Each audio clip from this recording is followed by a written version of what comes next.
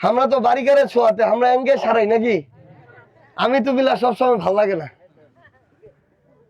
এখন মোর নাম হইল মোহাম্মদ সার্জিস আলম। নামটা একটু কঠিন, এরকম নাম মনে আগত শুনেননি নাকি? আমরা তো একটা আন্দোলনের পরে একটা কিন্তু রাজনৈতিক দল করছি, জাতীয় নাগরিক পার্টি, এনসিপি আমার দল। তো এখন নির্বাচনের সময় আমরা 11টা দল মিলে একটা জোট করছি।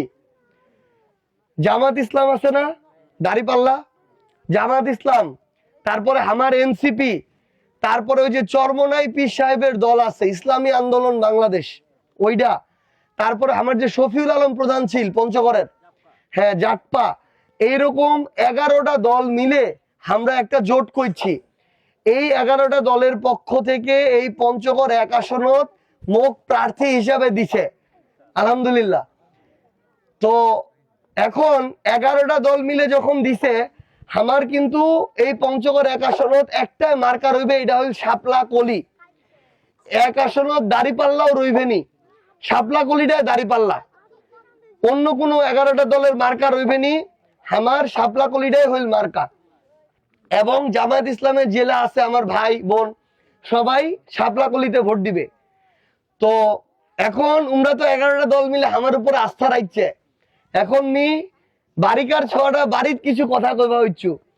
এতদিন ধরে আমার কিন্তু যেই দললা বাংলাদেশের ক্ষমতা তৈছিল, এই 54 বছর ধরে বাংলাদেশটার কিন্তু সিস্টেমলার যে পরিবর্তন, এই পরিবর্তনটা কিন্তু করবা পারেনি।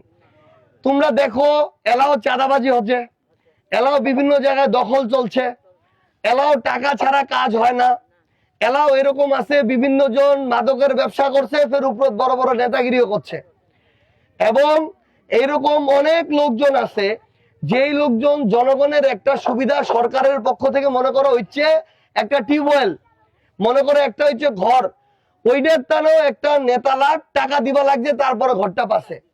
তাহলে কোন লোকটা ঘর নেয়, যাই লোকটার একটা ভালো ঘর নাই, অবস্থা খারাপ, ওই লোকটার লুকুও যে টাকা খাচ্ছে, ওই লোকটার কি কোনোদিন নেতা হওয়া উচিত?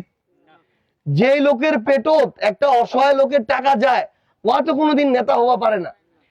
এইরকম করেই কিন্তু আমার এই এত বছর ধরে হয়ে চলে ইচ্ছে। তো এবার ইনশাআল্লাহ আল্লাহর রহমতে আমার মতো তরুণলার উপরে আস্থা রাখে এনে দল্লা মুখ এই জায়গাতে এটা দিছে 11টা দল।